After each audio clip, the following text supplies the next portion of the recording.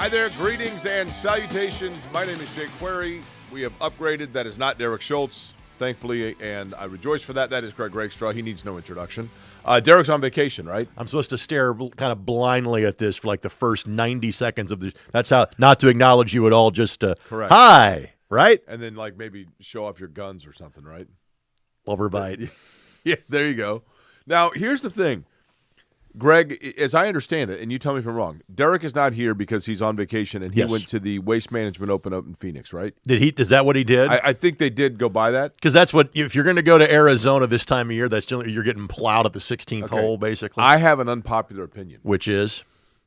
I want you to tell me if you agree with my or disagree with my. And we have a lot to get to, obviously. We got the Super Bowl to get to. We got, how that affects the Colts. We got a big coaching change in Indiana. We got a lot to get to. But the Waste Management Open, which is the PGA event, that's the Correct. one event where no rules exist for the crowd and whatever else in Phoenix. It's jumped the shark. I would say that, yes, absolutely.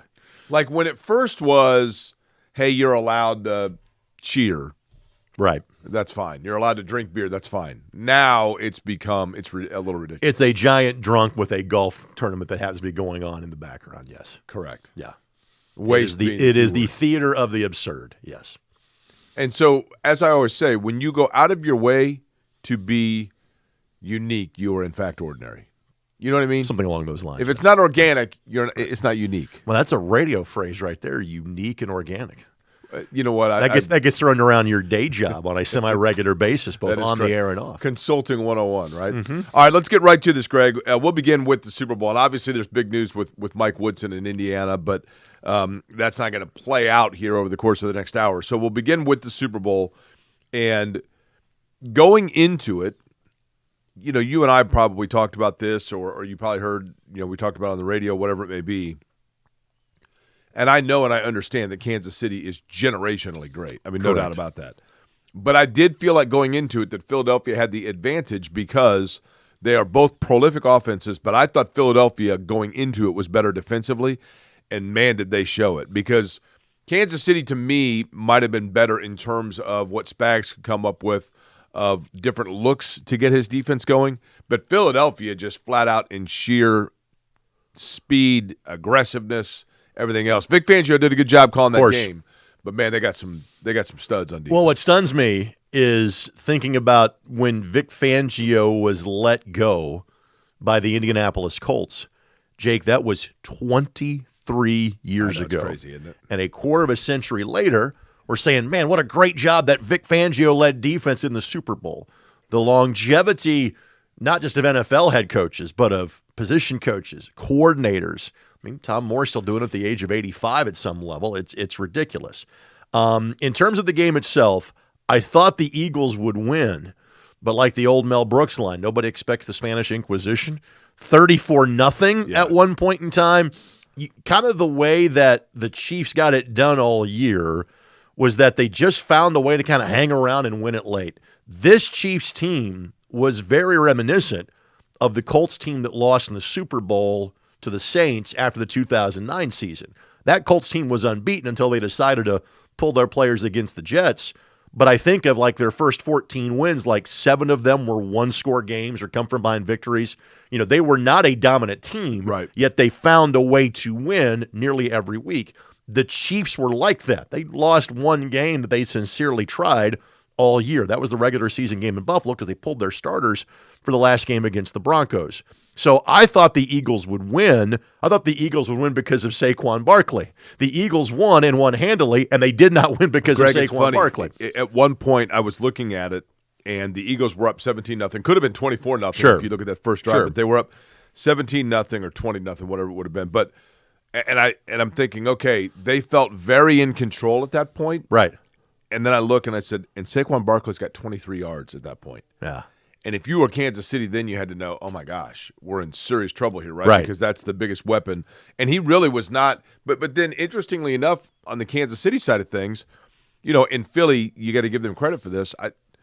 The bread and butter for Kansas City in this entire run has been every time that you think you've got them down on the canvas, Mahomes finds Kelsey, and they extend a drive or they get a big play, those two guys were both invisible. Well, it's a case of, obviously, with Tom Brady being on the broadcast, you keep thinking, when is the 28-3 moment going to happen? Right. At some point in time, the champs will rise off the mat and show something, and it just never happened.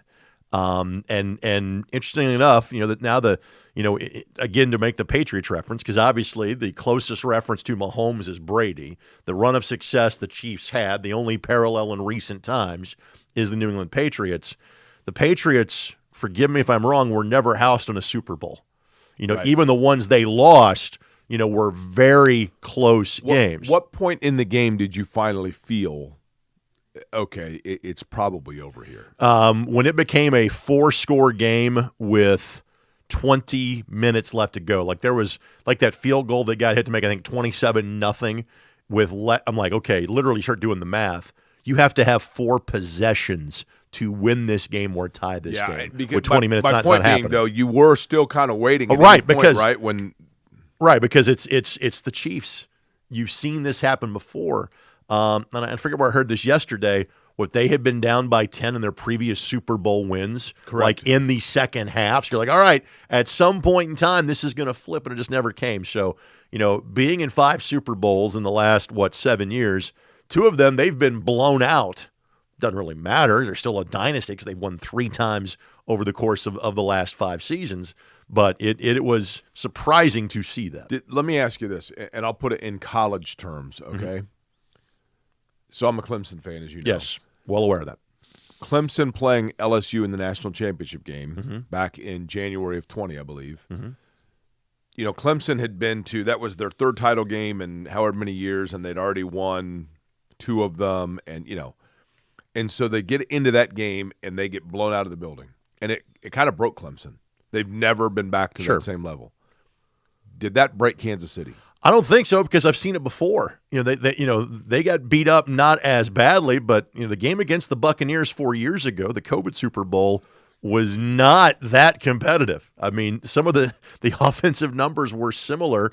The ineffectiveness of Patrick Mahomes was similar. No, as long as they have Patrick Mahomes, they are going to be just fine. They're probably at a point where now it's time to recalibrate and retool, because obviously, and again, the Patriots come to mind. There is young Tom Brady, where the defense carried the day, and he made plays when necessary. Then in the second or third act of his career, he's throwing up these massive offensive numbers, and they are winning that way.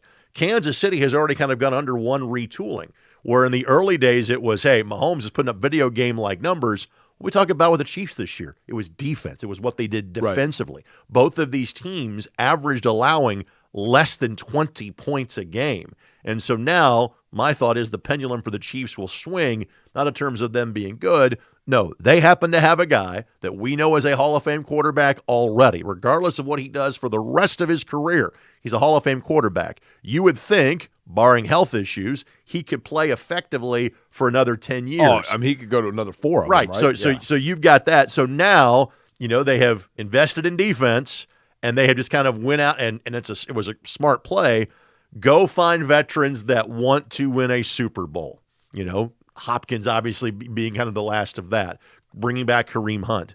My guess is now they'll start to invest a bit more draft picks offensively and trying to retool that offense. Okay, the other thing is, Greg, is I was watching the game, I was thinking to myself, here you have in Philadelphia, and to an extent in Mahomes, but in Philadelphia, the final breakthrough or the last step of a guy that has been probably an underappreciated great quarterback, because if you look at his college career and then, just the Jalen Hurts story. Right. But Hurts is a guy, obviously, that can extend plays with his legs, that has very good knack for knowing when it's time to tuck and run, right? And then slide down and, get a first down. I think there were a lot of Colts fans that were watching that saying, see, that's what we need out of Anthony Richardson. There's the obvious ties between the Eagles and the Colts. There was the haul of the Carson Wentz trade that was pointed out over the course of the last couple of days. There is the obvious nature of Nick Sirianni being the guy that is in charge. Shane Steichen coming back this direction and trying to model Anthony Richardson after Jalen Hurts. As far as Hurts is concerned, let's now see what happens with him going forward. They can't take that away from me. He's now forever going to be a Super Bowl winning quarterback. I think he's in the Hall of Very Good. He had a great performance on Sunday because, again, Kansas City's game plan. We're not letting 26. We'll let you beat us. We're not letting 26 But, beat Greg, us. here's the thing, though. When Jalen Hurts came out of college, okay? Mm-hmm. And by the way, you may notice that this is my Bailey and Wood ink pen, by the way. Because Bailey and Wood, the proud presenting sponsor of this program, and we're thrilled to have them do so because I love Bailey and Wood because it's a family-owned business. Started small and doing and helping out people in central Indiana, and not only helping out in people getting into their homes, getting the best mortgage rates, but also helping out in terms of the community, being philanthropic, holding fundraising events all year long. BAWFG.com is the website. That's BAWFG.com for Bailey and Wood, and we are always thankful for Bailey and Wood. But when I looked at it, I'm looking at Jalen Hurts and I'm saying, okay, this is what you hope Anthony Richardson grows into. A guy that can use his legs, but also has the accuracy to throw it around the field and get it where it needs to go. And I think that the thought process, because he wasn't a megastar is the wrong word, but he wasn't the can't-miss product, Jalen Hurts, right? But, Greg, Jalen Hurts completed nearly 70% of his passes coming out of college. Anthony Richardson, Jalen Hurts' best season in college, with 4 years, mind you, his best season in college, he was nearly 7 percentage points higher his worst season in college was nearly 7 percentage points higher than the best of Anthony Richardson. There is no comparison in terms of the throwing accuracy of the two that they had to work with at the baseline at the NFL. Well, this is basically, the debate of ceiling versus floor. I think the concern with Jalen Hurts was he going to be enough of a playmaker with his arm to be able to be a dynamic quarterback. He was kind of brought in, I wouldn't say as an experiment, but because of where he was drafted, and I forget what the second or third round, I want to say second, but it might have been as a third-round pick. It was a second-day draft pick. It was, hey, maybe there is something here. He is going to be a backup. You kind of knew what you had in Hurts. You didn't know if he could reach that top level. For Richardson, it's the exact opposite. You saw the dynamic plays. Now can he go out and do it on an everyday basis? Again, what Hurts did on Sunday was elevate his game knowing it had to be on him. We're almost asking Richardson to do the opposite. See, it feels to me, and you tell me if this makes sense, it feels to me like Jalen Hurts, and I'm just going to use Hurts as an example. Sure. But like Jalen Hurts is a guy that he is a quarterback. Mm-hmm. His dad was an offensive line coach, but he was playing football, and he is a quarterback. And he learned how to develop the skills that come with being an upper-tier quarterback. Whereas Anthony Richardson is an athlete. Yeah. Mm-hmm. And he's learning the skills how to be a quarterback. Yes. And to me, and I'm talking about just in leadership, in poise, in understanding, in reading defenses, all of those things. Greg, I don't know how long that takes. I don't know that anybody knows that. No. And I don't know how long, to me, when I watched that game, it was like watching Ohio State against Oregon's a bad example because they blew them out of the building. But, even Georgia, I guess you'll say Notre Dame, even though I think Notre Dame was more blue grit the way they played defensively. But the speed, the in-space, when I watched that game, there was a huge gap between that and then thinking about the Colts. Oh, absolutely. There's a huge gap, down to the Colts. And you talked about the, time that's going to take for Anthony Richardson. Here's the time he has this season. Everybody's timeline is now equal for the Indianapolis Colts. Everybody has this fall. Yeah. And again, do the Colts have to win a Super Bowl or win like the Eagles? No. Do you think if Richardson shows signs this year? Sure. Yes. But also has duds. In other words, this year, if Richardson has, let's say that he plays in 14 of their games. Right. Okay. If in those 14 games, he has 5 of them where he is holy cow lights out. Right. 5 of them where he's adequate. Yeah. and 4 where he is a total disaster. Is that enough? Potentially, because I'm not sure he's had 5 games where he's been, holy cow, look at that. Right. He's had 5 plays. He's had a couple. He's had plays in every game. If he has 5, I kind of think he'll be back for 2026 because we would not have seen that much yet to that point. I think we've talked about this, Greg. And if I've mentioned this on here before, forgive me, right?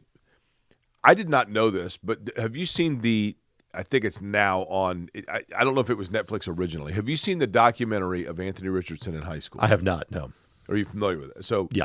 So there's a series that was done, and I guess it would have been in 2020 or 21, somewhere in there, where they featured 3, they followed, and I think it might have been originally a Netflix documentary, but they followed 3 high school quarterbacks in their senior year that were prominent recruits.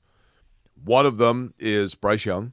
Okay. One is Anthony Richardson, and one is a kid whose name escapes me that went to Iowa and has played at like 4 different places. Okay. Bryce Young being from California, Anthony Richardson being from Florida, this other kid from Texas. Right. And when you watch that, it gives you idea. Man, Greg, does it make you want to pull for the kid? Because you see with Anthony Richardson that he went to a high school that he didn't have a lot of resources.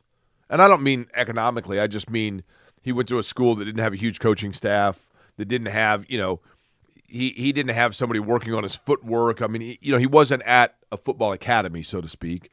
But each day after school, he picks up his little brother from school, and he's basically like a single dad almost, even though it's his little brother, and is really good to him. He's very likable. You just realize that football probably was like secondary for him, but he was so naturally athletically gifted that his coaches in high school essentially were like, well, just let it rip. Right.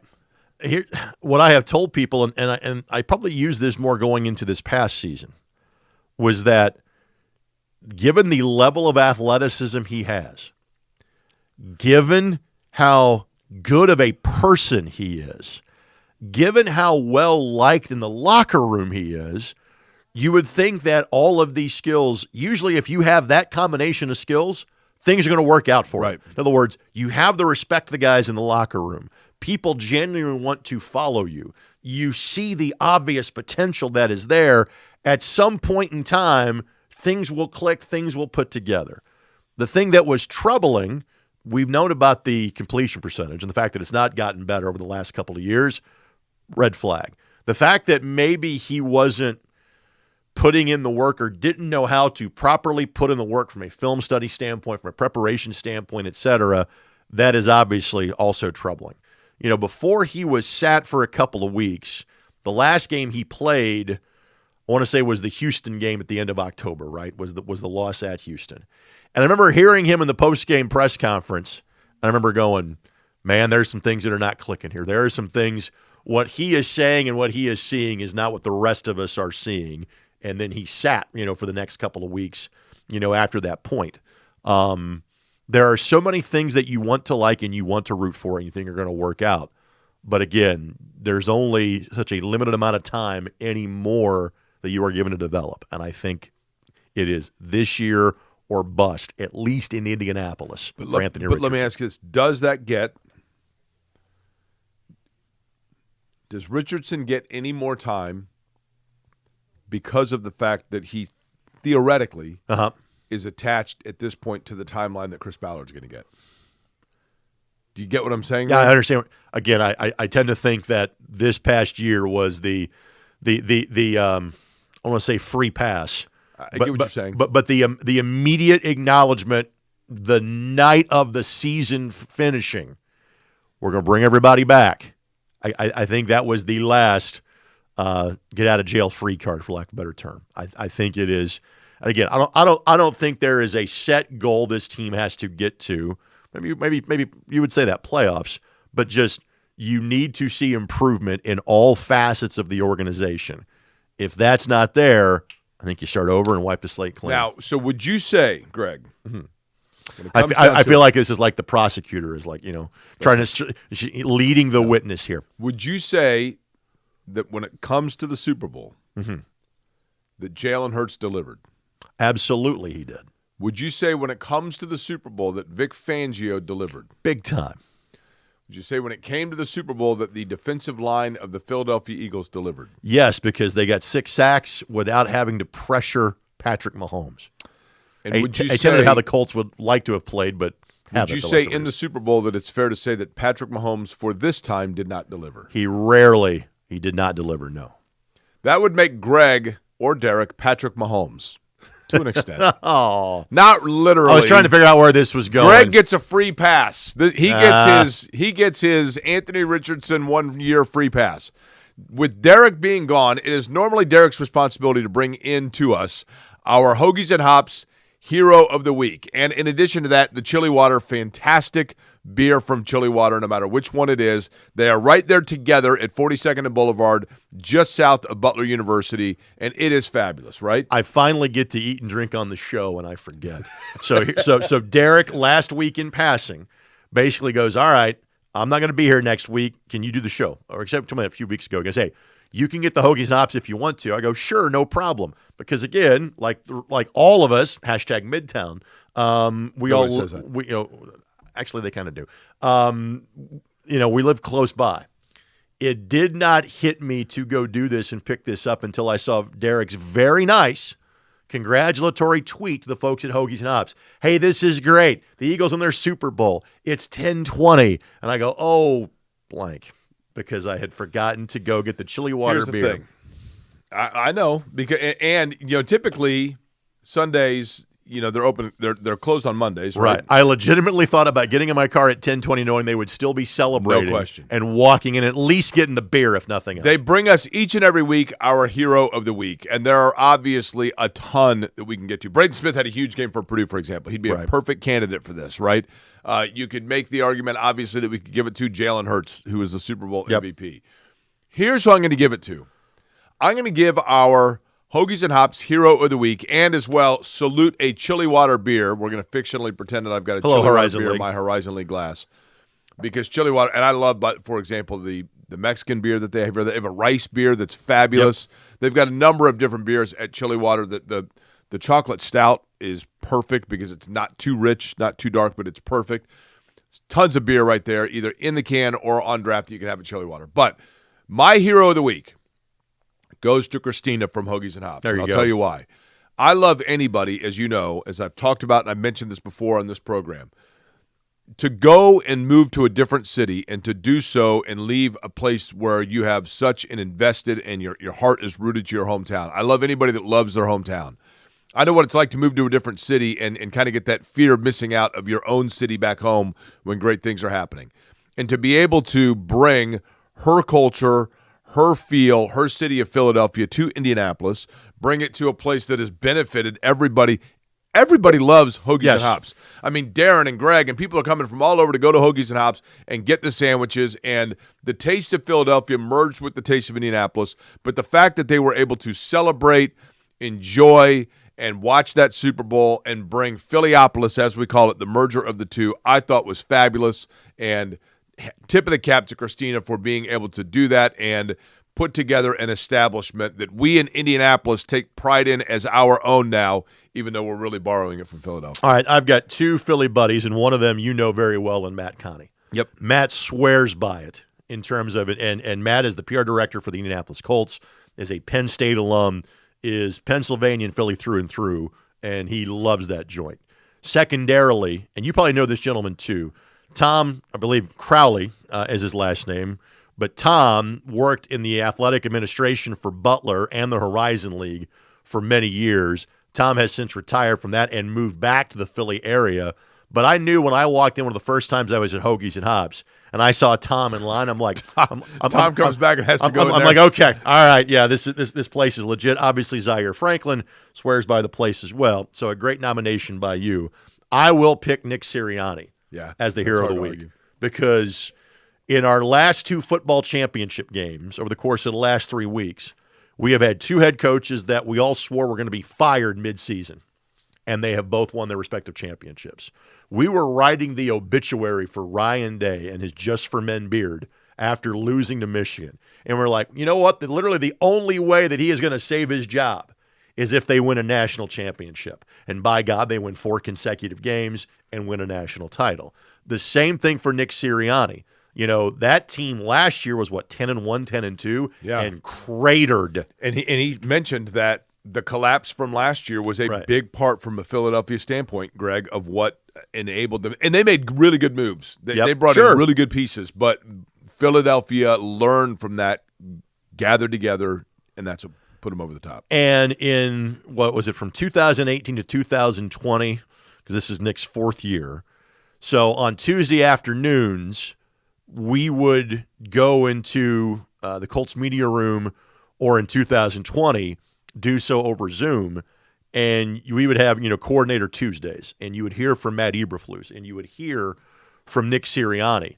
And listening to both of those guys speak, you just go, that's a future head coach. Right. Because so much of that job is communication, oversight, sounding and looking the part. And even though he wasn't the play caller here, that was Frank Reich's job, you just go, both these guys are going to be head coaches. Well, Matt Eberflus was, and you can argue the success of that.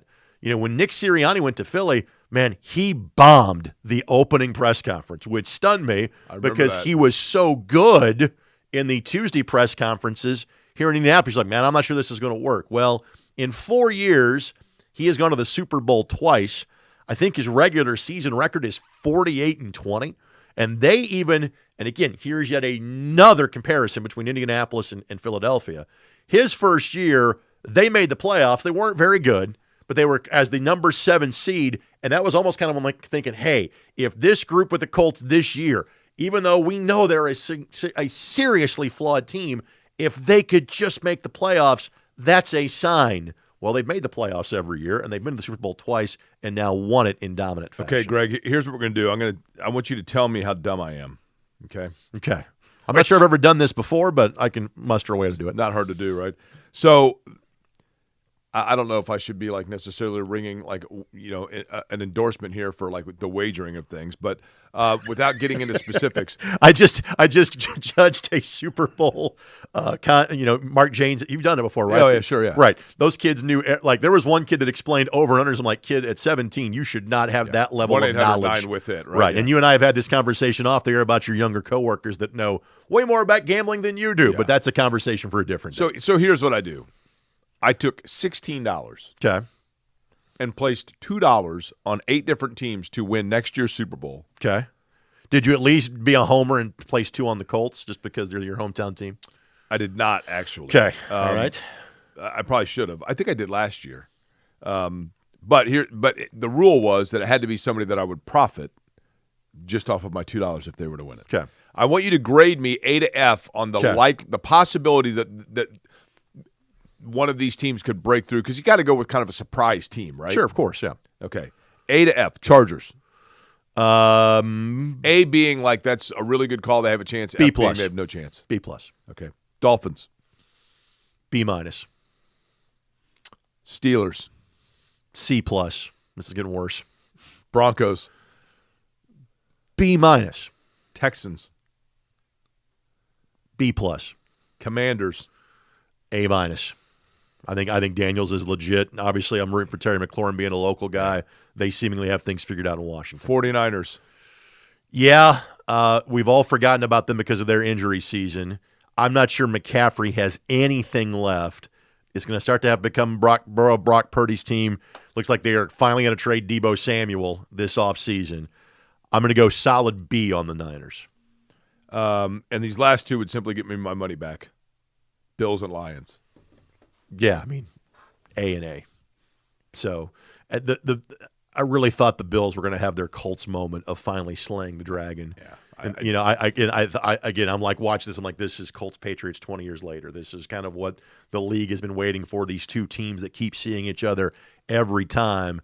And I don't think it was a Josh Allen failure. It was just that's the greatness of the Chiefs, and that's the greatness of the if there is a group that might be feeling the worst about the Eagles win other than Chiefs fans, it might be Bills fans. Yeah. Because in your mind, you're like, we couldn't get past the Chiefs, and the Eagles just slaughtered them. Or if you're the Bills, you're thinking to yourself, we could have done better than that. Of course. You know what I mean? Absolutely. But so, no, if I'm Buffalo, I'm not freaking out and thinking I got to retool. You just keep pushing the rock up the hill, and someday you're getting to the top of the hill. Are people freaking out when it comes to basketball in Bloomington? Because we now know that there is definitely going to be a change next year. We will get into that. We have the Jags report to get to as well. Buy it or Bowl Bleep, a lot to get to still on this much improved edition of Query and Schultz with Greg Rakestraw in for Derek. Brought to you by Bailey and Wood. Up next, conversation. Mike Woodson out. Who's in? We'll get to it next.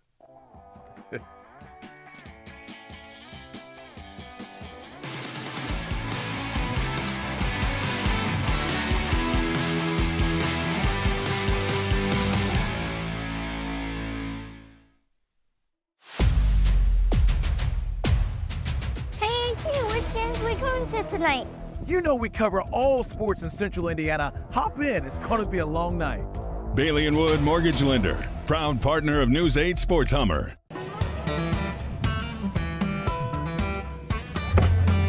Hey, AC! Nice snap. Mortgage is a snap. Duh! Bailey and Wood, a lending hand for Wish TV Sports. Welcome back to Query and Schultz, presented by Bailey and Wood. Jake Query, Greg Rakestraw. Greg, we'll get right to this. I don't think anybody was surprised to learn the certainty that Mike Woodson is in his last year now as the head basketball coach at Indiana. There was kind of some sloppiness in the way that went down, just meaning that Mike Woodson sat down with Indiana Athletics and they, came to an agreement that he would be retiring at the end of the year. Woodson then informed his team and the athletic department, that this was that he agreed to this decision.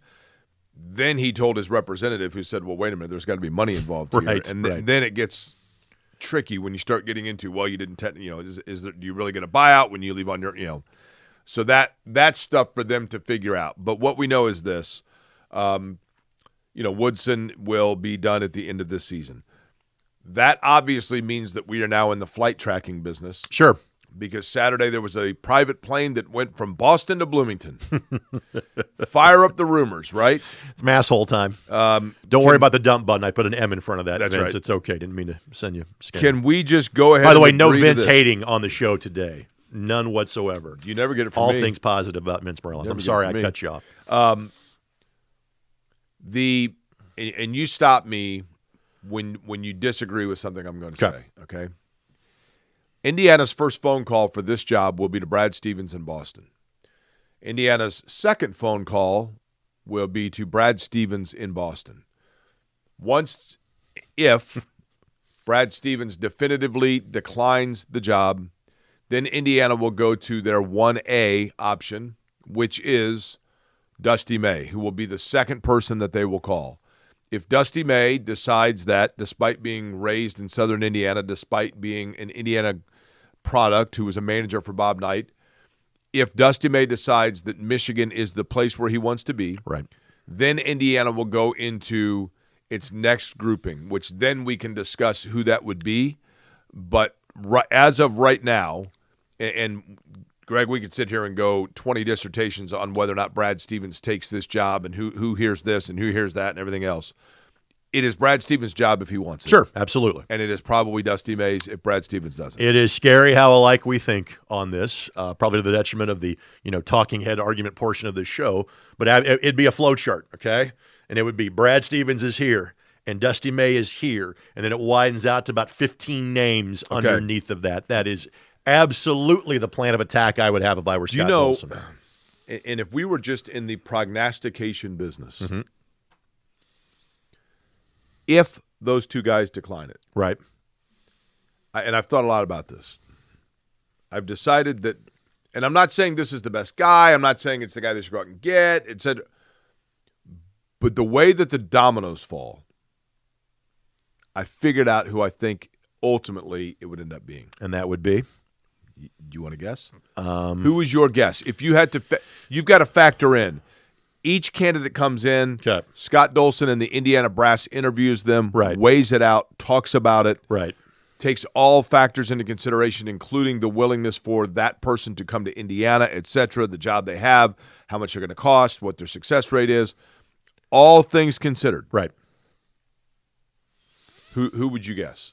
Okay. To me, there's like I said, there's this wide candidate pool after the obvious top two. I'm going to start rattling off guys I have got in that candidate pool, and you tell me if I hit, okay? I'm going to write down the name that I have here. Okay. So that way you can show it to the camera. That's right. So you can tell the non-existent person behind to zoom in and focus. I have written down the name, Okay. and then that way.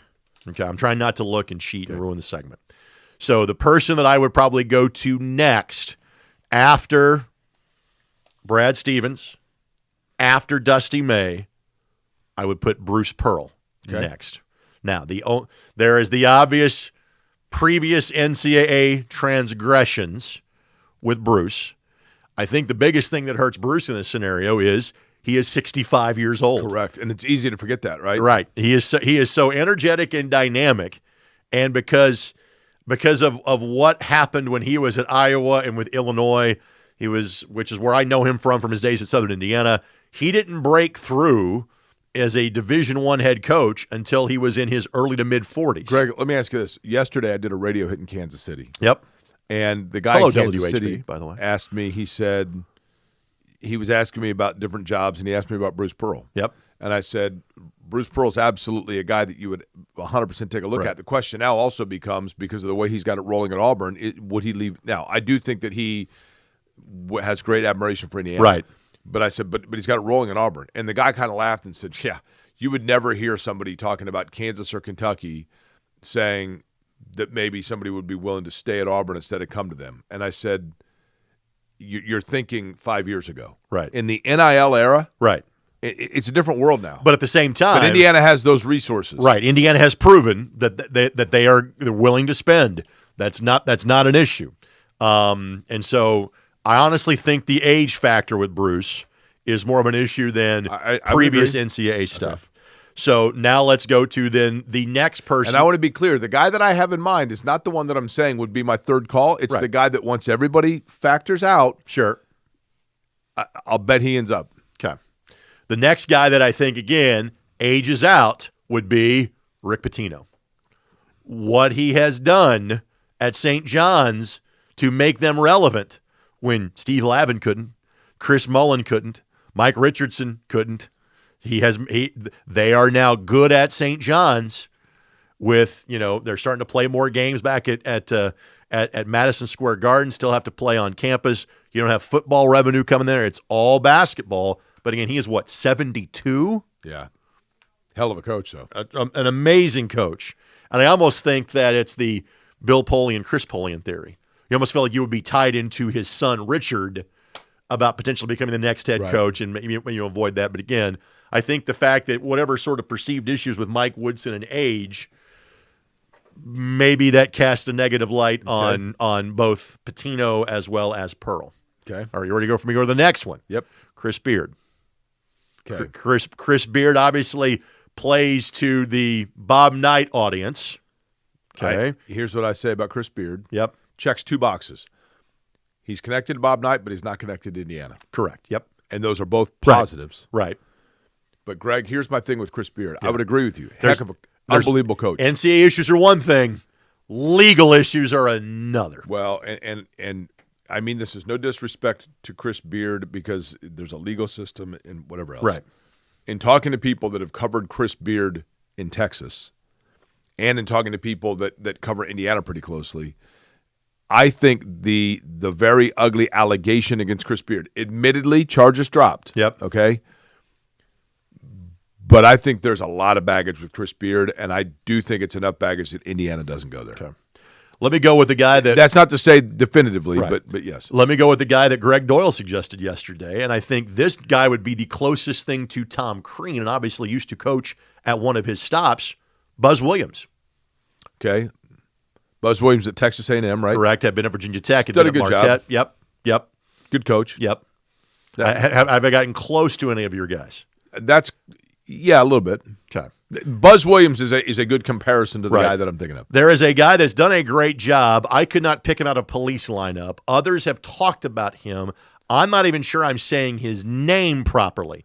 TJ Otzelberger at Iowa State. Correct. Very good coach. And I think he's going to be given a look, right? Right. I don't know a lot about him either, but he's done a good job. At the risk of making sure we get this show done before we have to tape Delphi bracketology, and just as importantly, eat before we do the next show, the name you had written down is whom?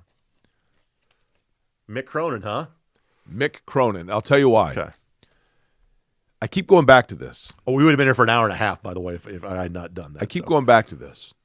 Mick Cronin has Midwest roots. Yep. Coached in the Midwest. Yes. Is a current Big Ten coach. Has been to a Final Four. Yeah. Has won 20 games virtually every year. Mm-hmm. Believe it or not, is still relatively young, early 50s. Yeah.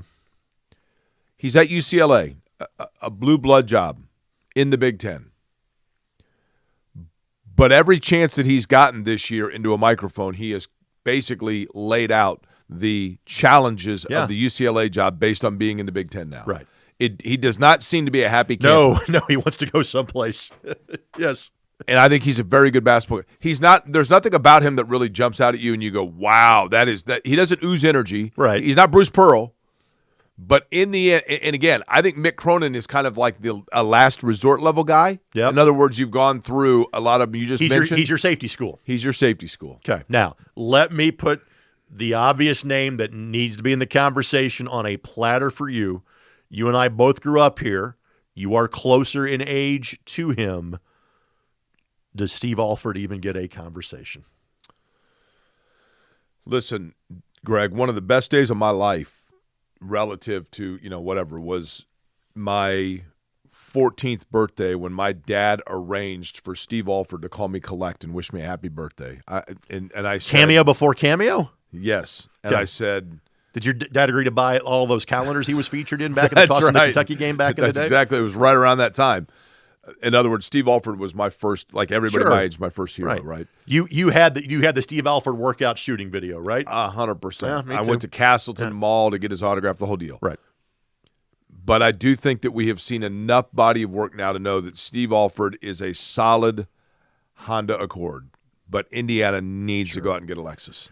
Steve, I think, and I'll double check this during the break just because I have this stat queued up. We'll talk about this maybe in the Jags report coming up as well, because IU Indy plays Oakland tomorrow night as we are producing the show. And Greg Kampe is now the longest tenured Division I coach at his school, 41 years as a head coach. He is third amongst active coaches in terms of wins. You want to name the two that are in front of him? I'm obviously going to guess amongst active coaches? Amongst active coaches. Amongst active Division I coaches. So Alford must be ahead of him since you mentioned him, unless he's right behind. He's in the vicinity, yes. Rick Pitino? Actually, no, because I think Rick spent enough time out of coaching where that's not the case. Oh, okay. So did you say just active coaches? Okay. Hold on. Yep. And this is based on the Oakland Sports Information Department, so I'm assuming they got it right. There's two coaches that have more wins. Steve would be fourth. That's the reason I bring this up in this conversation. Steve has just shy of 700 career wins. Of the two, how many have won national titles? One has. The other one has played for a national championship in terms of, under his watch as a coach. Bill Self? Actually, no. Probably too young, right? Yeah. Give me 2 more seconds here because when you say it, I'm going to go, oh my gosh, I'm embarrassed. I didn't know this. Make sure I'm getting this right. Since I have this here truth machine in front of me. So you said one played for a national championship. Well, his team played for a national championship. He coached in a national championship game. Oh, gotcha. Yeah. Recently? Recently. Probably in this city as well. Hold on. I'm trying to think of the coach. Okay, you had Brad Stevens is not active, obviously. Right. I'm embarrassed that I'm just hitting a brick wall here. Usually I would be like lights out with this kind of thing. Yeah. Hit me with the initials. Be careful I say this. MF. Okay. Yeah. Okay. Mark Few, obviously. Yep. Correct. Yep. And the other one? Tom Izzo. Okay. Izzo, I should have known, of course. Yep. Yeah. Those are the guys that have more wins at one school. They're 1-2. Kampe is 3. I read the stat wrong. Calipari has 813 wins act as an active coach. I'm sure Pitino is in that group. So Steve Alford is actually 11th. Steve went into the year with 683 wins. Yeah. From Manchester to Missouri State to Iowa to New Mexico to UCLA to Nevada. And Greg, people forget he was really good at New Mexico. So they had some really good teams. I got the stat wrong, all right? And so I'm glad I fixed it before the ESPN Plus broadcast, but not this one. But the whole point of me bringing it up is Steve Alford's going to, at the end of this season, if he hasn't gotten there already, we'll have 700 career coaching Listen, I think Alford's a great coach. I want to make sure I let state me it properly. rephrase that. I think he's a very good coach. Yep. But I think Indiana looks at this hire. And matter of fact, I know that Scott Dolson looks at this hire and says, I have to get this right. Right. And I have to get it right to where we're not doing this again for 10 years minimum. Right, because we're literally in this process now for what, the third time in the last decade? If Alford were to come to Indiana, do you see that as Indiana is now a legitimate contender for Final Fours moving forward? I see it as the group that didn't like the Kendrick Lamar halftime show. Yeah. Why is this not the way it was 30 years ago? That's exactly right. That's what it is. So that's exactly right. Yeah. And I think that Alford, unfortunately, at no fault of Steve Alford's, is victim to the fact that there are a lot of people that are like, it is finally time to cleanse all the way across the board from the Bob Knight Indiana era. Now, and that's a wonderful era that they should always recognize, but to get out from underneath the overhanging shadow of it. Right. And I think Indiana feels that way. Yeah. Just want to at least bring it up in the conversation. No, it absolutely. I mean, and you know, and there are get a stat wrong on the. Then there are younger guys that we would have thought 4 years ago would absolutely be in the conversation right now. Dane Fife, Michael Lewis. Those are two of them that you would have thought were going to be in the conversation, but I don't think are going to be in the conversation. No, and there's one other name that deserves to be brought up, and you have seen this trend at going to mid majors or low majors. But that are these guys that have had this remarkable small college success. Ben McCollum. And it translates at the Division I level. For those who don't know who Ben McCollum is, he is now the head coach at Drake. They're having a wonderful season. Their previous head coach, DeVries, left to go to West Virginia. Ben had won multiple national championships at Northwest Missouri State at the division in Maryville, Missouri. I've been there, and actually I competed in an NCAA Division II championship event at Northwest Missouri State. It's my last athletic claim to fame. But anyway, Northwest Missouri State they were a school kind of like people would study Josh Schultz and Lincoln Memorial went to Indiana State. Other coaches would study what Northwest Missouri State was doing. He may be a guy off the radar that's worthy of at least a mention. The question would be, all right, you can X and O with the best of them. Can you get talent to here? And you don't have enough data yet for that to be the case. Does Josh Schultz get mentioned?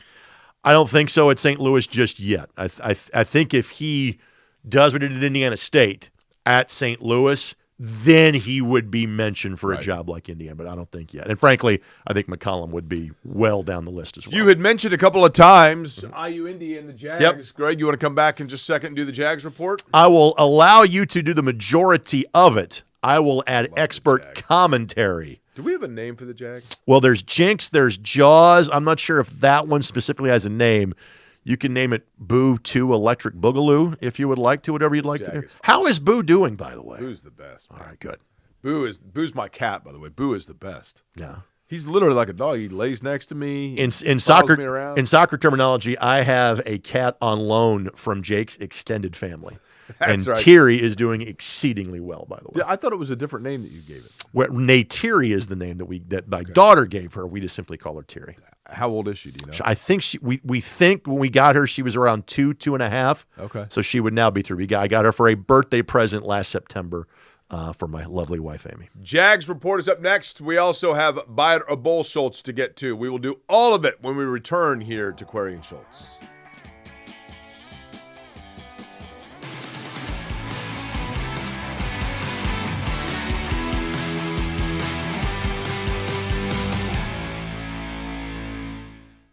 Star customer service.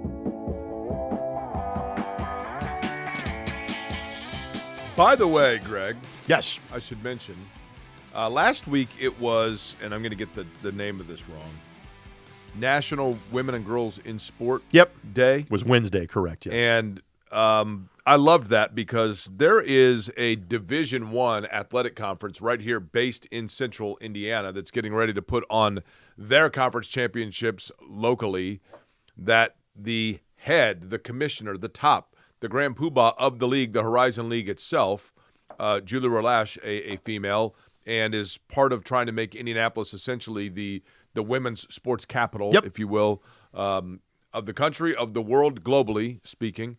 But I just thought it was really cool that they did that, for someone like yourself who has a daughter. Correct. Obviously, to be able to have people to look forward to and look up to in those situations is great. And then obviously that means that there is a team from the Horizon right here in central Indiana in terms of IU Indy. So first of all, let's pay off the logo behind us. That'd be our friends of the Horizon League. The Horizon League partnering with ISC Sports Network and Query and Schultz. Again, Jake and Derek will be there live on one of the great basketball days in Indianapolis. Just take March 10th off because the women's semifinals are at noon and 2:30. The men's semifinals are at 7 and 9:30. The fan zone is in the hall directly across from the Corteva Coliseum. Jake and Derek will be there from 4 until 6. I'll be on the radio on the fan from 6 until 7. So we've got your 3 hours covered in between sessions, breaking everything that's going on. Again, on-campus play begins March 4th and March 6th to go from 11 teams to 4. It's 6 games in the span of about 36 hours. The prices are phenomenal.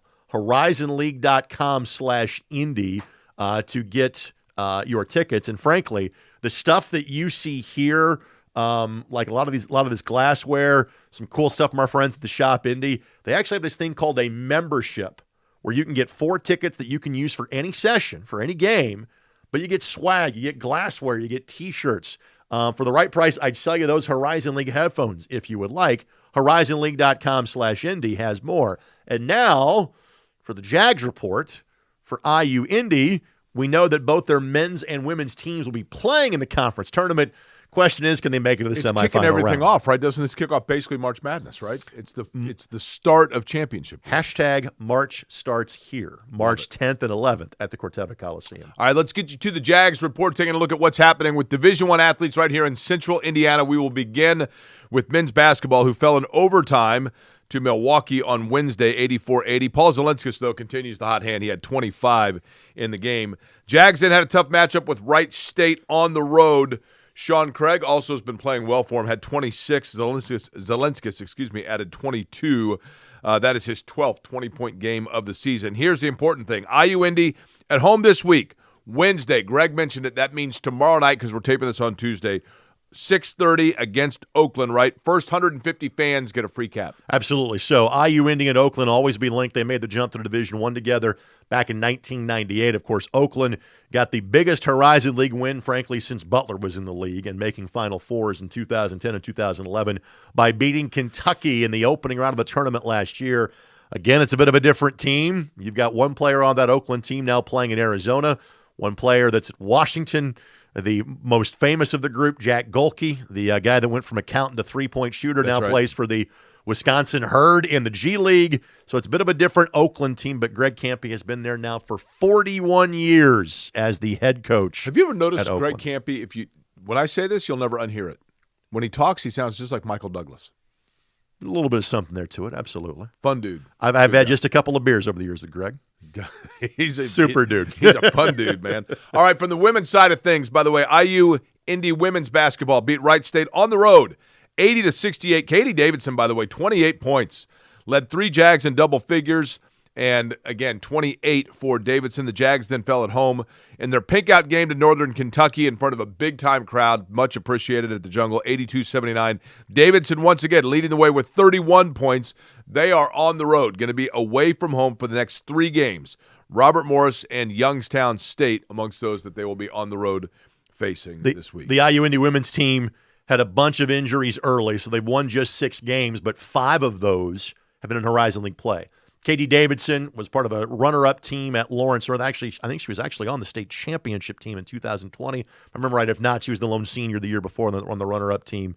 She kind of spent a year away from college basketball, then came back to finish at IU Indy. She's had a tremendous collegiate career. And that's what I love about the fact that you get to see local players, right? Yep. Players that you've seen growing up, players from the area that are playing Division I now. All right, softball side of things. IU Indy softball traveled to California last week. Who would not want to do that, by the way? Went out there, and they did drop at the UCLA Invitational to UCLA and Cal State Fullerton, but beat Cal State and Northridge. That's the Matadors, right? See. Thank you. You're welcome. The Jags will be on the road this week for the USC Upstate Tournament in, now you would think that means they're staying out in California. Oh, I know exactly where this is. South Carolina. Spartanburg, South Carolina. Right next to Clemson. Used to be known as the Rifles, and then when they went from Division II to Division I, they became USC Upstate, and to further confusion, they're the Spartans. Isn't Wofford in Spartanburg? Could be. Sounds the about Terriers, right. I believe, right? That is correct, sir. Men's tennis. Now, this is awesome. Men's tennis for IU Indy, and if you've never watched high-level tennis, it's unbelievable. I mean, it's fast-paced, it's exciting, and it's free. That's the best thing about it. This is going to be at the West Indy Racket Club, of which I'm a member. Are you really? That's right. I literally played before the match you are referencing, before IU Indy beat the double plurals of Lipscomb University, because they're the Bisons, is their nickname. Really? Not the Bison, the Bisons, like Buffalo, like the baseball team in Buffalo. But Bison is plural. Correct. So why are they the Bisons? I have no idea. Before they went Division I 25 years ago, they were known as David Lipscomb. Do you know what they have in common, the Bisons, with the Cardinals of Illinois State? What's that? They both got beat by IU Indy this weekend. By the way, the 21st, March 21st, upcoming at the West Indy Racket Club. I've got to make sure I get this right. 4438 Guyan Road. That is the next home match for IU Indy, because they are on the road right now taking on Marquette and Northwestern this week. But again, back home on the 21st against Marion, West Indy Racket Club, and it's free. Tennis is awesome to watch in person. Yes, it is. Yes, it is. Even better to play. And finally, in swimming, and is there any better facility? It's got to be, honestly, of any athletic facility in the Horizon League, that is the creme de la creme. There is a reason why the Horizon League tournament or the meet is held every year in Indianapolis. No need to go anywhere else. Horizon League Swimming and Diving Championships, the 19th through the 22nd, coming up the 19th through the 22nd. Did I say, by the way, March 21st? You did. February 21st. Okay.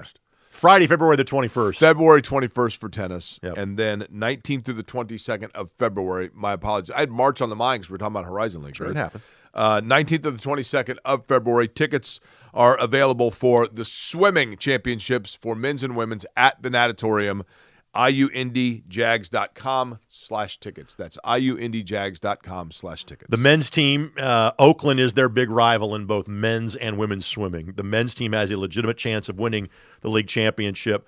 Not as much depth on the women's side.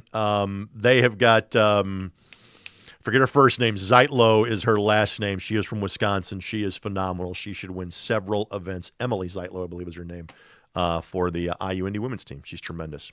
Did you come up with anything for a bite of Bowl, Schultz? I have can, a couple. I can do something. We owe people one more break, but I can absolutely put something together in very short order. How about you do it during the break that we owe? Oh, right. We'll do that in 60 seconds. How about that? All right, sounds good. We'll do that when we come back here to the Greg Rakestraw much improved version of Query and Schultz.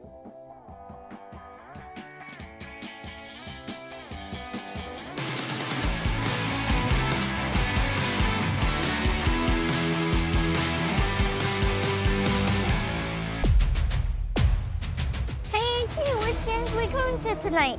You know we cover all sports in Central Indiana. Hop in, it's going to be a long night. Bailey & Wood Mortgage Lender, proud partner of News 8 Sports Hummer.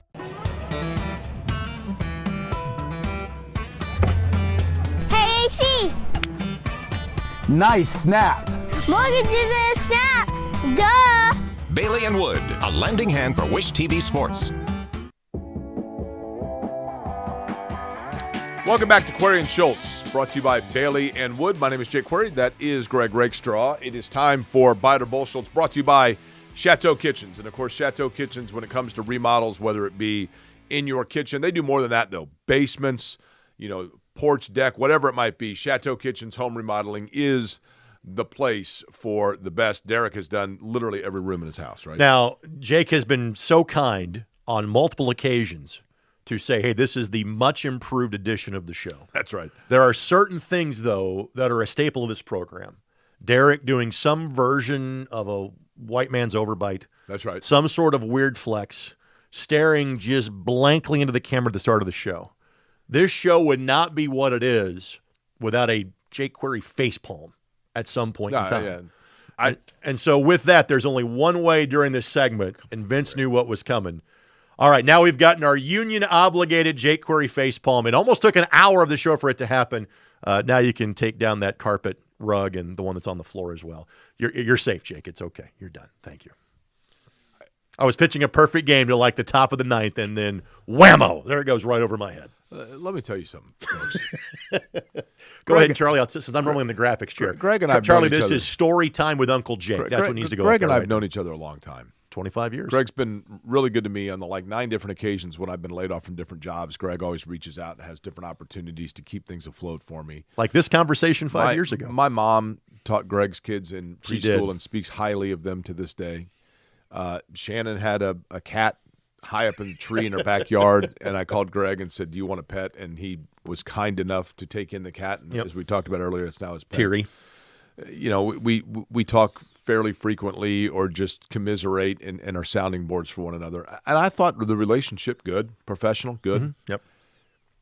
I don't know why. I don't know why he chooses to torment me, to carry on with the things. I thought I was going to have a nice, free hour without seeing the rug on the chest of the short little fire plug that is Derek Schultz, and then voila, Greg has to. So here's what I avoided several things.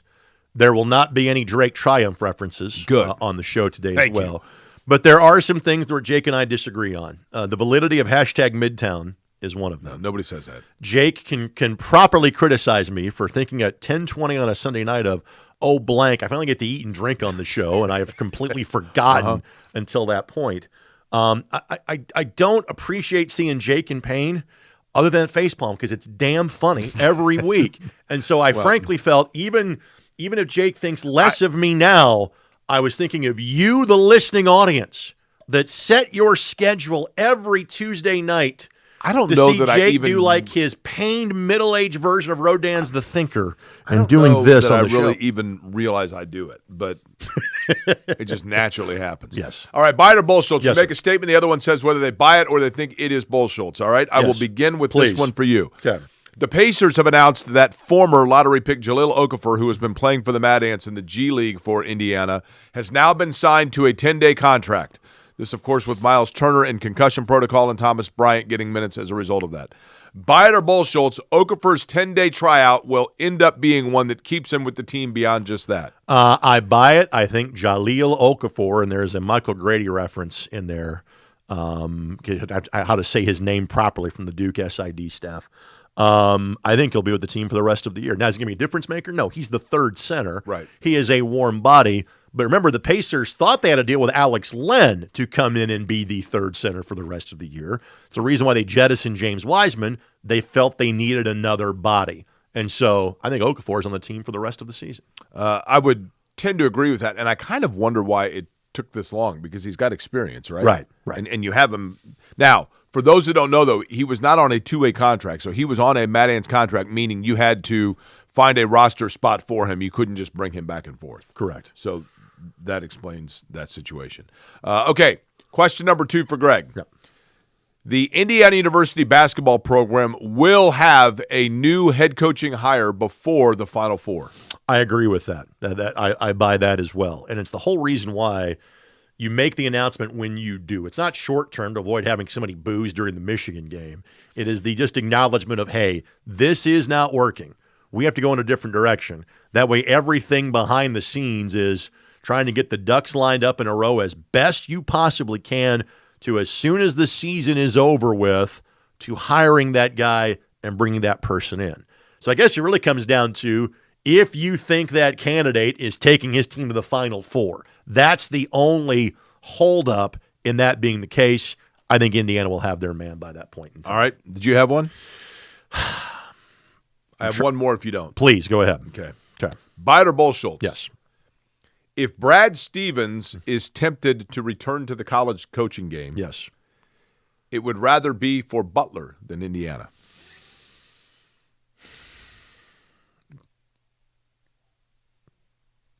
buy it, but I still don't. I still think that he would, if he feels it is time to go back to college basketball, if he feels he has run his course in Boston, I think it would be tough to turn down the opportunity to be the head coach in Bloomington.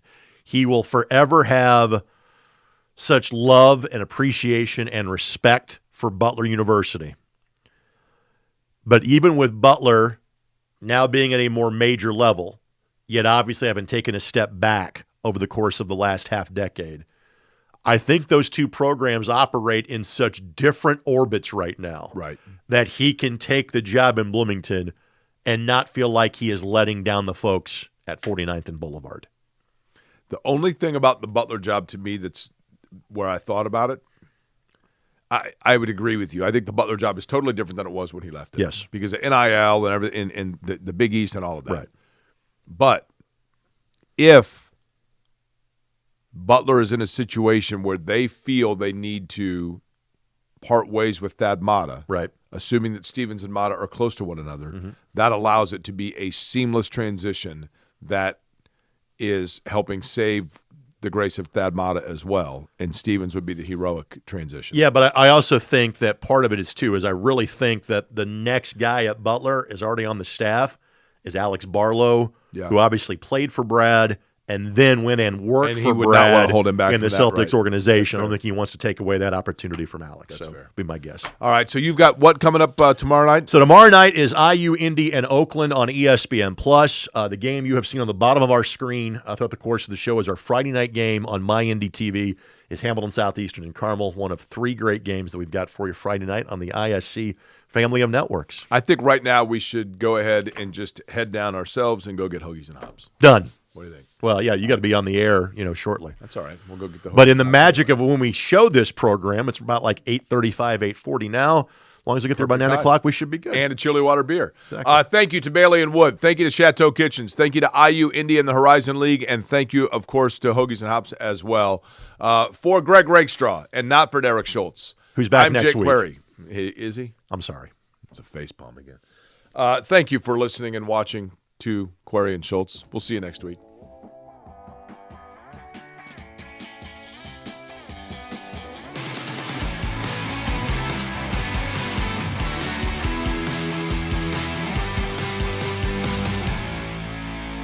At Bailey & Wood, we pride